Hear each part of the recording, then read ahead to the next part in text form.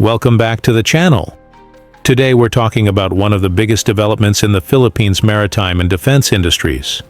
South Korea's Hyundai Heavy Industries, one of the world's leading shipbuilders, is officially bringing its shipbuilding and ship maintenance operations to the Philippines, starting in January 2026. Their subsidiary, Hyundai Heavy Industries Philippines, will kick off operations at the Agila Subic Shipyard, the same facility that was once home to Hanjin Heavy Industries and Construction Philippines. This is a major turning point, not just for commercial shipping, but also for the Philippine Navy and potentially even the Philippine Coast Guard. For years, the Subic Shipyard in Zambales was a powerhouse in shipbuilding. Under Hanjin, it built massive container ships, tankers, and even naval vessels. But when Hanjin fell into financial trouble in 2019, the shipyard stood silent, leaving thousands of workers unemployed.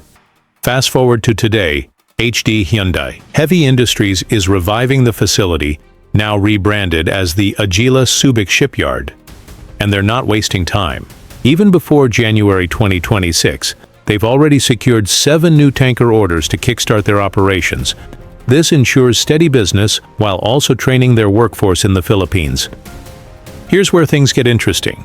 The Subic facility won't just build commercial ships, it's also confirmed to handle maintenance, repair, and overhaul (MRO) for Philippine Navy warships built by Hyundai. That includes the 2 Jose Rizal-class frigates, the upcoming 2 Miguel Malvar-class frigates under construction in South Korea, and the 6 Raja Suleiman-class offshore patrol vessels, also part of Hyundai's portfolio. In total, that's 10 warships directly linked to Hyundai. By establishing an MRO hub inside the Philippines, Hyundai gives the Navy a huge advantage: faster repairs, lower costs, and reduced dependence on sending ships abroad for servicing.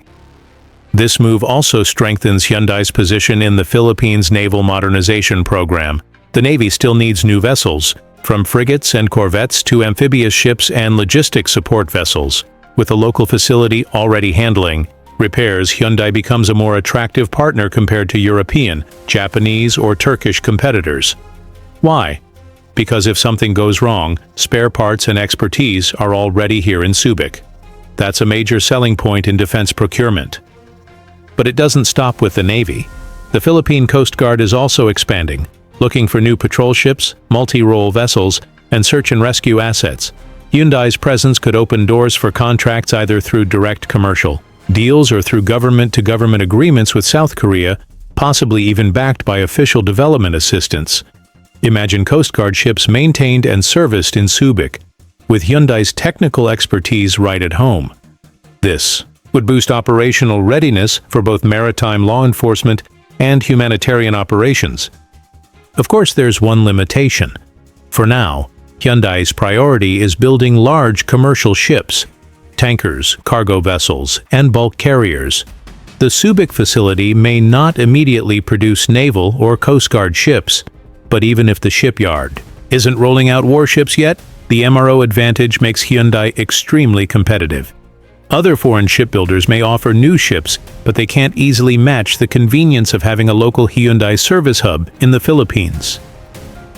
This development also plays into the bigger picture of the Philippines' self-reliant defense posture, SRDP. Having a global shipbuilding giant like Hyundai operating in Subic means more jobs, skills transfer, and industrial growth.